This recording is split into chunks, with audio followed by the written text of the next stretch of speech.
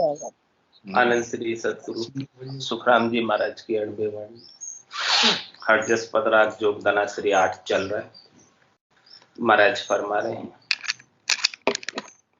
सरब दुखी लो सरब दुखी लो तन दर सुखिया कोई नरे सुर सब देव मिनख सो पंछी सब में दुविद्या होई रे लो देवलोक में ओ दुख व्यापे एक एक शिरे होई रे निज दिन नाटक करे शिर ऊपर देव देव शिर जाई रे लो मरत लोक में यो दुख भारी मरता बार न लागे रे इंद्री सुख हुए नहीं पूर्ण चाहे बहुत घट जागे रे लो शेष लोक में यो दुख व्यापे भगत बिना नर काया रे वहाँ को बोझ पड़े शिरवा के नाग दुखियों भाया रे लो धरणी जम पवन जल दुखिया काल मरण भो माही रे श्रोता वक्ता पंडित ज्ञानी करने को दुख यहाँ है रे लो शिव धर्म दुखिया पुराण से दुखिया जैन धर्म दुख भारी रे आठों पोर पचे दुख माही पांच आत्मा मारी रे लो सिमरण सांच भजन सो लागा मन के बेग सब खोया रे सिमरण सांच भजन सो लागा मन के बेग सब खोया रे कह सुखी राम रचक सुख वाहे ब्रह्म ज्ञान घट आया रे लो कह सुखी राम रचक सुख वाहे ब्रह्म ज्ञान घट आया रे लो सरब दुखी लो सरब दुखी लो तंदर सुखियन कोई रे सुर सब देव मिनख सो पंछी सब में दुविद्या होई रे लो। महाराज फरमाने इस संसार में 3 लोग 14 भवनों में जो कोई भी तन दर कराए शरीर दर कराए उनको शरीर के साथ कोई न कोई दुख लगा ही हुआ कोई पूर्ण रूप से सुखी नहीं कुछ न कुछ दुख लगा है और जब तक ये तन रहेगा तब तक दुख लगा रहेगा। तो महाराज फरमाने इस धरती के ऊपर श्रोता वक्ता पंडित ज्ञानी सब दुखी क्योंकि जब तक मूल वस्तु प्राप्त नहीं होती मूल चीज प्राप्त नहीं होती मूल ज्ञान प्राप्त नहीं होता है मूल आनंद प्राप्त नहीं होता है तब तक सब पर से सुख लेने की इच्छा रखते हैं और पर से सुख लेने की इच्छा की वजह से दुखी है। सबका सुख जो है पराधीन सुख पर आश्रित सुख है कोई सुख पहुंचाए या ना पहुंचाए ये उसके हाथ की बात है लेकिन पहुंचा दे तो सुखी हो जाते हैं नहीं पहुंचाए तो दुखी हो जाते हैं।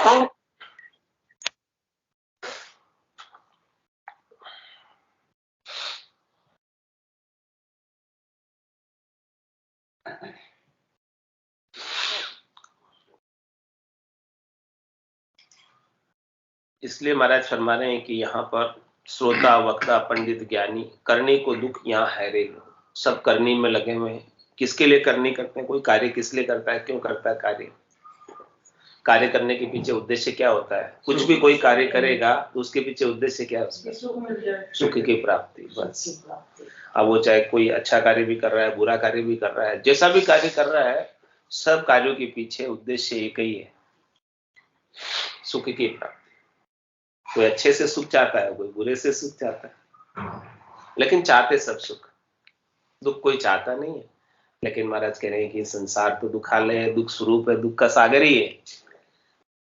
तो यहाँ तो दुख अवश्य संभावी, दुख आना ही आना है, दुख के बिना रह नहीं सकते।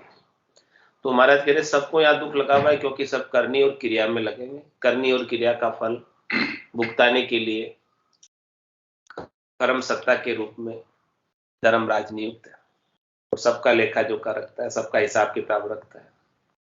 हंस हंस किया न छूटे रोया, किया कबाड़ा हाथ, घड़ी घड़ी दम दम का लेखा, चित्रगुप्त का खाता। चित्रगुप्त के खाते में एक एक घड़ी का एक एक दम का लेखा है, और वो फिर कैसे मार देता है। देखे यूं मार जताए जताए, कियोड़ा कर्म क्यों भूलियो जाए। आपको बताओ तुम्हारो कौन ऐसे, कहे यूं जम सुनावे बैन। जब जमराज के पास जीव जाता है अपना हिसाब कराने, तो क्या करता है, देवे यूं मार जताए जताए, बता बता कर मार देता है। ऐसे नहीं देता है, देख तूने ऐसा किया था, उसका फल ये। बिल्कुल बता बता के एक एक चीज वापस याद दिलाता है। जीव तो भूल जाता है, वो तो हंसी खेल में कर्म कर लेता है और भूल जाता करके गई कर दिए, लेकिन उसके यहाँ तो सब हिसाब लिखा हुआ है, तो वो सब हिसाब वापस दिखाता है। जैसे किसी ने चोरी की तो सीसीटीवी कैमरे में देखते ना किसने चोरी की, कोई चोर पकड़ में आता तो उसको दिखाते हैं, देख तूने ये कर रहा है, देख। ऐसे ही उसके पास पूरा सब कैमरे चालू है सब जगह के, और वो वापस देवे यू मार जताए जताए, वापस बता बता कर मार दिलाता है। ऐसा किया तो ऐसा भुगत, ऐसा किया तो ऐसा भुगत। हर एक चीज का, हर एक कर्म का, हर एक करने का, हर एक क्रिया का संविधान है, फल है, भोगना ही भोगना है। इसलिए कहा कि जे जे उठ उपाय करीजे, जीव मरे सब माई। कह रहे महाराज आप उठ के कुछ भी उपाय करोगे, यानी कुछ भी काम करोगे, कुछ भी क्रिया करोगे, तो सबके अंदर जीव मरने ही, जीव हतनी आने, जीवों की हिंसा होनी। तो जीवों की हिंसा जब हो रही है तो उसके भी कर्म तो बंदी है, और उन कर्मों का फल। तो महाराज फरमाने यहाँ सब करने से राजी है, क्रिया करने से राजी है, सबको करने से सुख चाहिए। लेकिन महाराज कहते हैं जितना आप करने से सुख मान रहे हो, उतना ही दुख भोगना है। करने का फल जैसा जैसा किया है वैसा वैसा वापस भरना है, वापस भुगतान करना है। तो महाराज कह रहे हैं कि यहाँ करने वाले, क्रिया करने वाले, उपाय करने वाले कोई मुक्त नहीं, बंधन में। किसके बंधन में? करने के, क्रिया के बंधन में। और दूसरा, करनी और क्रिया का करने का एक और अभिमान आ जाता है, कर्तृत्व अभिमान करता है कि मैं कर रहा, कर्ता का बोध हो जाता है उससे कि मैं कर रहा। फिर कर्तृत्व अभिमान भी उसे बांध कर रखता है, इस संसार से मुक्त नहीं होने देता, कर्ता भाव की। तो वो भी उसे बंधन में डाल देता है, और करनी और क्रिया का फल तो भोग नहीं। इसके पश्चात महाराज फरमा रहे हैं कि शिव धर्म दुखिया, पुराण से दुखिया, जैन धर्म दुख भारी। सभी धर्मों की बात कर ली, शिव धर्म की भी बात कर ली, पुराण धर्म की भी बात कर ली, और जैन धर्म की भी बात कर ली। ये सब क्या होते हैं? बड़े दृढ़ होते हैं, इन्हीं धर्म के नाम पर अडिग होते हैं, पक्के। अब इनको धर्म जो है, कौन सा है ये धर्म? ये सब हद के धर्म पर अडिग है, ऊपर के व्यवहारों के धर्म पर अडिग है। आत्मा का धर्म का तो पता ही नहीं किसी को। प्रवृत्ति के स्तर पर अडिग, वृत्ति के स्तर पर अडिग है, लेकिन जो आत्मा की परिणति है, जो आत्मा का आनंद है, आत्मा का जो बोध है, वो किसी को। सबने हद को पकड़ा हुआ है, ऊपर के व्यवहारों को पकड़ा हुआ है, और ऊपर के व्यवहारों पर कट्टर है सब। मन वचन काया का ही कार्य करते हैं, और उसमें बहुत अधिक कट्टरता है, और वो कट्टरता रखने की वजह से सब दुखी। कट्टरता के अंदर अपने शरीर को कष्ट देते हैं, इंद्रियों का दमन करते हैं, और वस्त्र भी नहीं पहनते। शिव धर्म की बात करें महाराज, सन्यासी की बात करें। शिव धर्म का मतलब सन्यास धर्म। सन्यासी अपने ऊपर कुछ वस्त्र वगैरह कुछ धारण नहीं करता, खाक लगा कर रहता, और तो सर्दी गर्मी बरसात सब सहन करनी पड़ती है, कष्ट शरीर को, क्योंकि शरीर का धर्म है वो तो शरीर का स्वास्थ्य शरीर के अनुसार उसे रखना पड़ेगा ठीक ढंग से, लेकिन वो शरीर के साथ जबरदस्ती, हाँ जबरदस्ती करते हैं शरीर के साथ, उसको जबरदस्ती कष्ट में डालते हैं, कठोर तपस्या करते हैं, तप करते हैं, उसका दमन करते हैं, इंद्रियों का, अंतर इंद्रियों का शमन करते हैं, दम और शम का सहारा लेते हैं। तो वो सारी क्रिया कहाँ की है? वो सब प्रवृत्ति के स्तर की क्रिया, वृत्ति के स्तर की क्रिया हुई। चलो भाव से किया तो मन से किया तो मन की क्रिया वृत्ति के स्तर की, तो प्रवृत्ति के स्तर की और वृत्ति के स्तर की क्रिया करके मान लेते हैं कि हमारा मोक्ष होता है।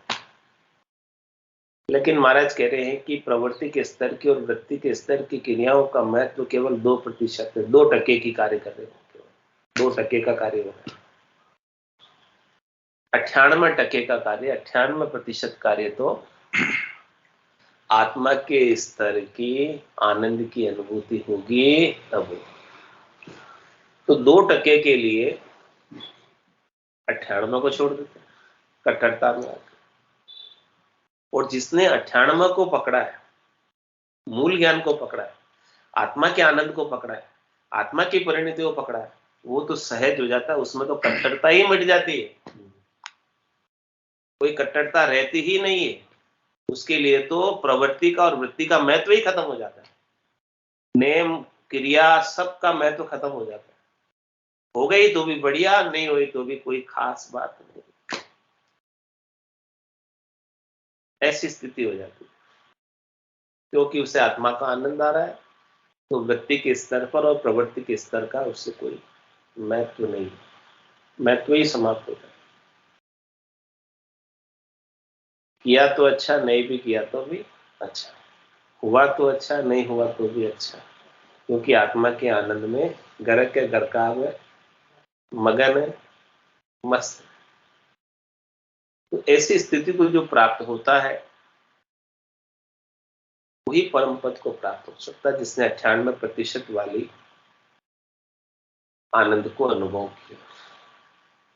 लेकिन महाराज कह रहे हैं सब 2% के लिए लगे हुए, और उसके चक्कर में 98 को छोड़ रहे, और उसके लिए दुखी हो रहे, अपने शरीर को कष्ट दे रहे, कठोर तपस्या करके। पुराण के अंदर रोजे करते हैं, सन्यासी शरीर को कष्ट देते हैं, वन में रहते हैं, खाक रमाते हैं और तपस्या करते हैं, पंच अग्नि में जलाते हैं, अनेक प्रकार की तपस्याएं हैं इस संसार में, वो सब कठोर कठोर तपस्याएं करते हैं। और जैन धर्म के अंदर भी महाराज हमारे हैं कि हद की क्रियाओं पे बहुत अधिक महत्व दिया है, उपवास पर, पहले बेले पर, अट्ठाई पर, नवकाशी पर, इन सब चीजों पर बहुत अधिक महत्व दिया है। तो ये सब वृत्ति और प्रवृत्ति के स्तर की क्रियाएं हैं, और इनको करने से ये धर्मिष्ठ कहलाते हैं, और कहते हैं कि हम धर्म की पालना करते हैं। और धर्म की पालना करने का, धर्मिष्ठ होने का अहंकार और पाल लेते हैं। सबसे तो मैंने अहंकार पाल लेते हैं कि देखो हम सबसे ऊंचे उपवास कर रहे हैं, हाँ ये कर रहे हैं, हमारे मुकाबले में और कोई है नहीं। लेकिन महाराज फरमाने की जो आप कर रहे हो उसका महत्व कितना है? केवल 2% का। उसके सामने आप 98 तो छोड़ दिए, आत्मा की परिणति का तो किसी को पता ही नहीं है, आत्मा के आनंद का किसे ये लोक में है, परलोक का हाँ, बाकी जो कर रहे हैं उसका निश्चित फल है, हद की क्रियाओं का वो भी निष्फल नहीं है, लेकिन उन हद की क्रियाओं को करने से फल पावे, पदवी मिले, गर्भ न छूटे, को फल मिल जाएगा, पदवी मिल जाएगी, लेकिन गर्भवास में आना जाना नहीं मिटेगा। तो वो गर्भवास का दुख तो नहीं मिटेगा ना, इन सब क्रियाओं को करके, इन सब उपायों को करके, जब तक मूल ज्ञान सदगुरु से प्राप्त नहीं हो, संतों से प्राप्त नहीं हो, केवल भगवंतों से प्राप्त नहीं हो, जब तक सत्स्वरूप का बोध नहीं हो, अपने आनंद का प्राप्ति नहीं हो, तब तक तो दुख मिटने वाला नहीं है। इसीलिए महाराज स्वामी, भले आप कितना ही कष्ट दो शरीर को, कितना ही तपाओ, कुछ होने वाला नहीं। आत्मा को कुछ मिलने वाला नहीं है शरीर को कष्ट देने से। इसलिए महाराज ने कहा, कह सुखराम देही के ताई, करो सकल विद कारण नाई, मोक्ष काज विद एक नहीं चाहिए, सदगुरु शरण प्रीत कर। तेरे मोक्ष प्राप्ति के लिए न शरीर को कष्ट देने की आवश्यकता है, न घर छोड़ने की आवश्यकता है, न तपस्या करने की आवश्यकता है, न तेले बेले व्रत उपवास करने की आवश्यकता है, न रोजे करने की आवश्यकता है। ये सब शरीर के, आप शरीर को स्वस्थ रखना चाहते हो, निरोगी रखना चाहते हो, तो आवश्यकता अनुसार कर लो, उसकी बनाई भी नहीं, लेकिन इसका मोक्ष प्राप्ति से कोई लेना देना नहीं। लेकिन सब ने शरीर की क्रियाओं को धर्म मान लिया, धर्म के साथ जोड़ दिया, और इसे ही मानकर कहते हैं कि हम तो धर्म का कार्य कर रहे हैं। महाराज कह रहे हैं कि इससे कुछ धर्म का कार्य नहीं हो रहा, और उल्टा बंधन हो रहा है तुम्हारा। किसका पुण्य होगा? पुण्य कर्मों का बंध हो रहा इन सबको करने से। तो महाराज है, पुण्य कर्मों के बंध से देवताओं के ऊंचे लोकों में स्थान मिलते हैं, और फिर जितने पुण्य कर्म आपके संचित हैं उतने समय तक वहां रखा जाता है। और फिर करने से, क्रिया करने से केवल अकेले पुण्य तो नहीं होते, उसके साथ पाप भी होते हैं। तो फिर वो पापों को भोगने के लिए फिर नरक की यातनाएं, गर्भवास, पशु योनियां सब जाना पड़ता है। तो इसलिए महाराज कह रहे हैं कि सुख जा दुख, दिवस जा रजनी, जहां जन्म जा मरना, ज्ञान विचार गुरा का, देखो काल पास क्यों पड़ना, क्यों काल के पास ही नहीं पड़ सकते। शुभ कर्म कर स्वर्गा जावे, अशुभ किया 84, कै सुखराम भक्ति कर केवल, परम धाम वासी। और क्या करते हैं? आठों पोर पचे दुख माही, पांच आत्मा मारे गई। ये पांच आत्माओं को, पांच प्राणों, पान अपान उदान व्यान समान, जो अपने शरीर के भीतर पांच प्राण है, पांच उप प्राण है, टोटल 10 प्राण है अपने शरीर के अंदर। इन सब प्राणों को कष्ट देते, तकलीफ देते, दुख देते, इनको दुख पहुंचाने का कार्य करते हैं, शरीर को तपाकर कष्ट देकर। और आठों पोर पचे दुख माए, कहने महाराज वो 8 पहर दुख में रहते। जब आत्मा जब शरीर के साथ जुड़ी हुई है, तो जब आप शरीर को कष्ट दे रहे हो, मन को कष्ट दे रहे हो, तो आत्मा को कैसे सुख मिलेगा? इससे आत्मा को कैसे आनंद मिलेगा? आत्मा दुख में ही रहेगी, प्राण भी दुख में ही रहेगा। प्राण सहजता में नहीं आ पाएगा। प्राणों को, आत्मा को सहजता में लाना, आनंद में लाना है, दुख में नहीं डालना। दुख में डालने के लिए थोड़ी कर रहे हैं तपस्या, दुख में डालने के लिए थोड़ी कर रहे हैं कोई क्रिया। लेकिन यहाँ सब उल्टा हो रहा है। सबने अपने प्राणों को दुख में डाल के बंधन से मुक्ति चाह रहे, बंधन में डालकर चाहते हैं कि हमारी मुक्ति कभी होने वाली नहीं है।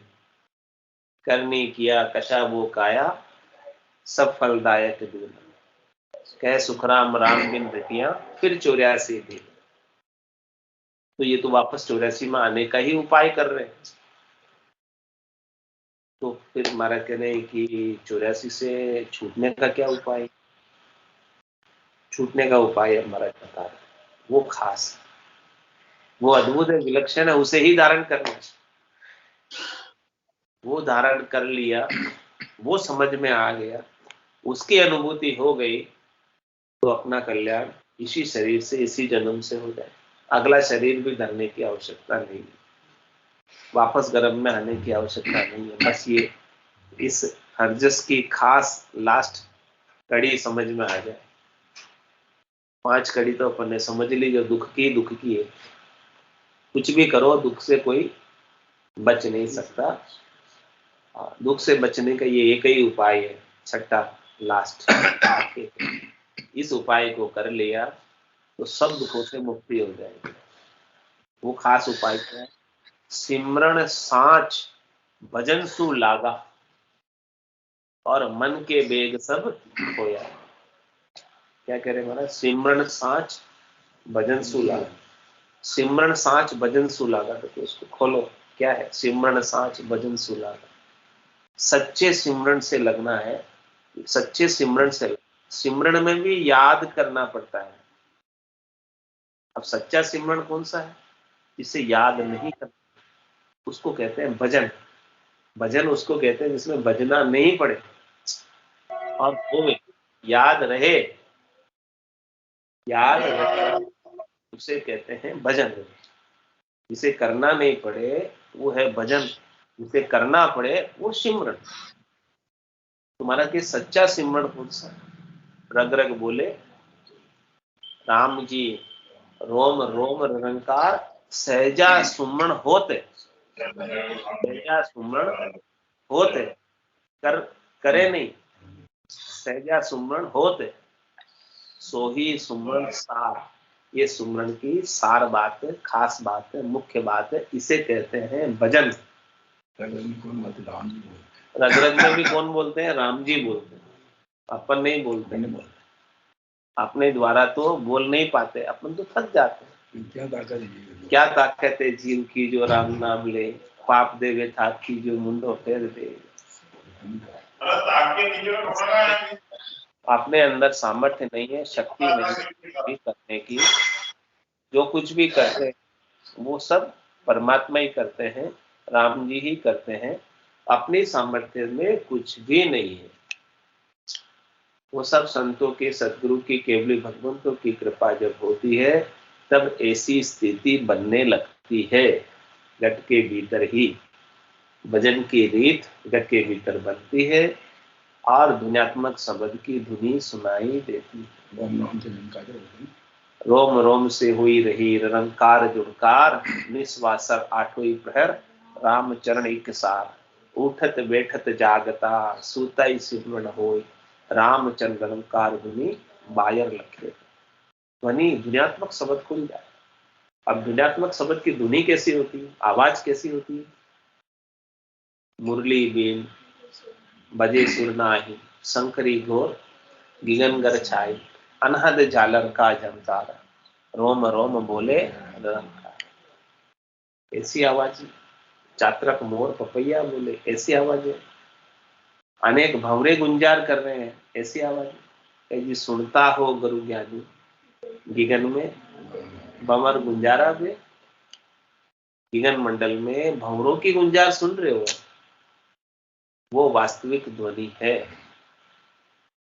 ऐसी ध्वनि गेवाओ खुलती है। सच्चे सिमरन से, सच्चे भजन की रीत बनती है।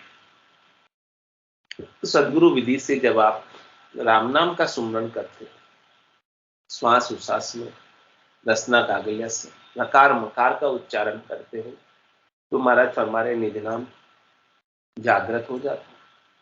और निज नाम की जागृति से ही भजन की रीत घट के भीतर बनती है। घट पर्चों का अनुभव होता है। पूरब के 6 कमलों पर अनुभव होता है, पश्चिम के 6 कमलों पर अनुभव होता है। और फिर आत्मा अपने निरंजन निराकार पद में आनंद की अनुभूति सतत रूप से, अनवरत रूप से करती रहती है।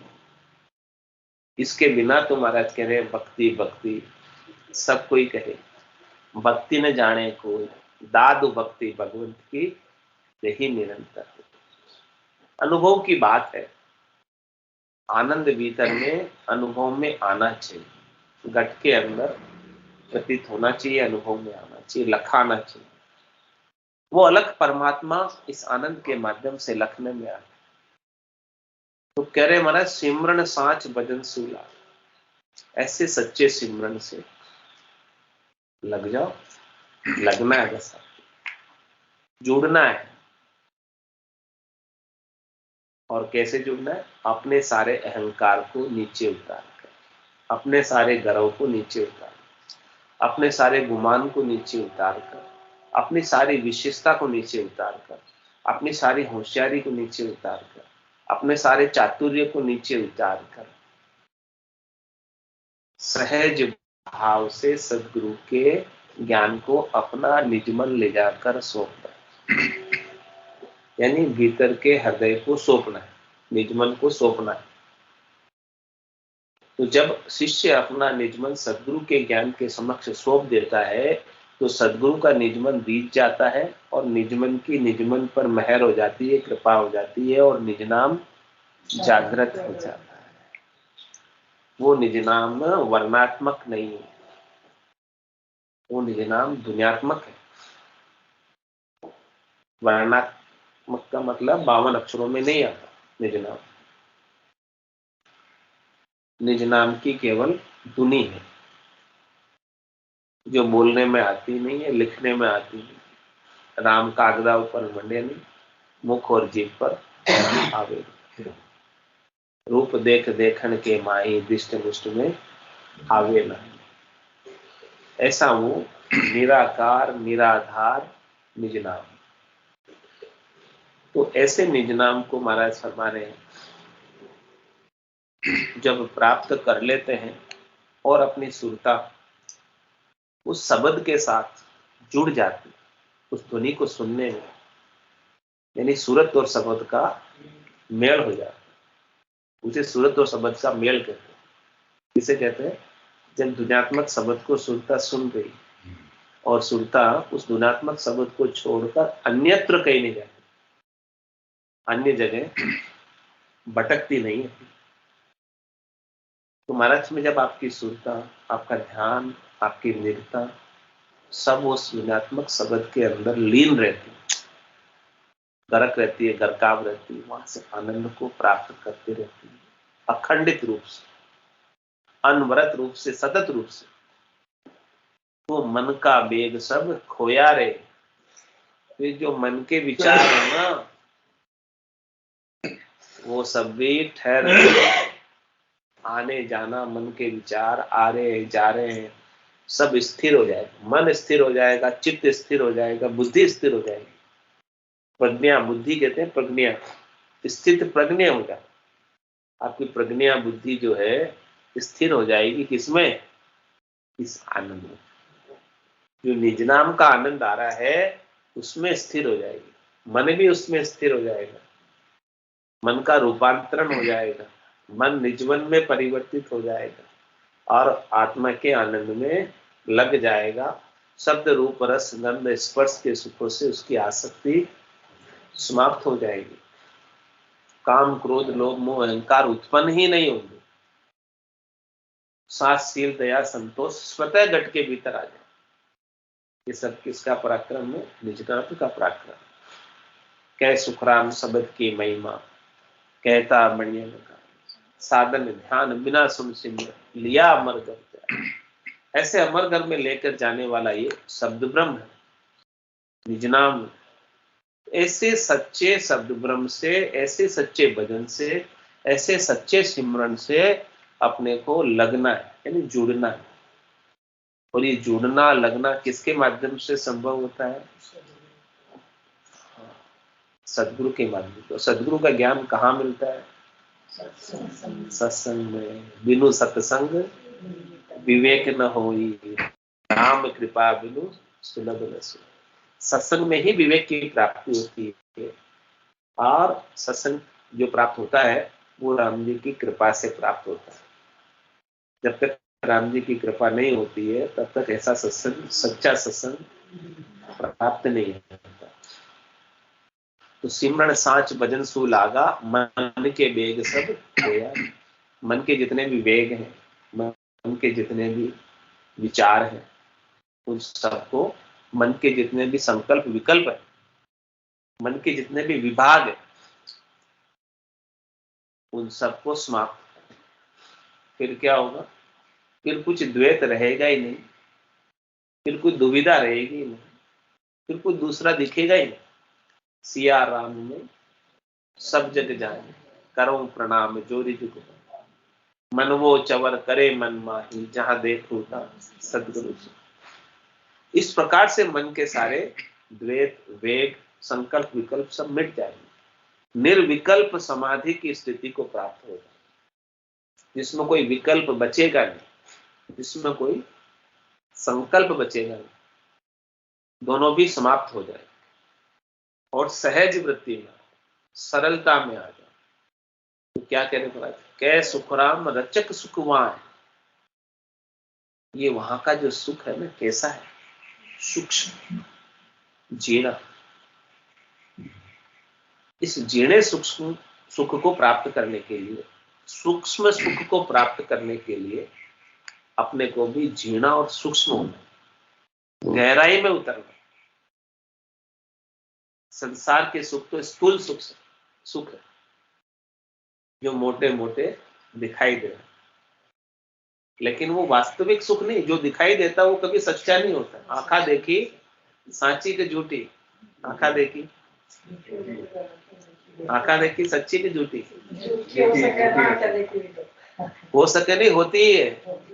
जो भी आंखों से दिख रहा है वो सब झूठा है, सच्चा है ही नहीं आंखों से दिखने वाला कुछ भी। लेकिन अपन कहते हैं आंखा देखी साची। तो आंखों से जो दिखता है वो सब, जो कुछ भी दिख रहा है आंखों से, सच्चा तो इन आंखों से दिखता ही नहीं है। सच्चे को देखने के लिए तो दिव्य नैन माया का खुलिया, ब्रह्म अखंडित सूझे, कै सुखराम ब्रह्म का खुलिया, परम धाम जब।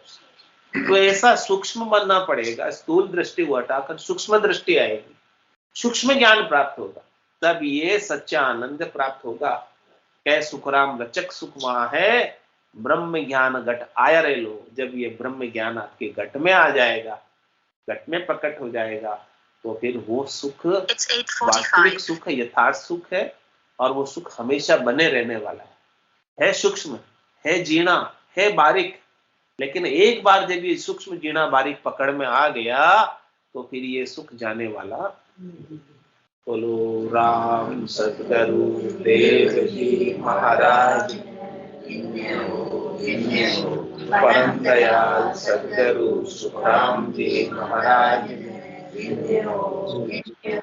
अनंत श्री सतगुरु सुखराम जी महाराज के ज्ञान सत्स्वरूप भगवान केवली भगवंतान जीवाधारण मोक्ष के मार्गान अनंत कोटि संतान राम सभा में राम राम राम राम सब संताने सत्संज्ञाने राम राम राम राम राम।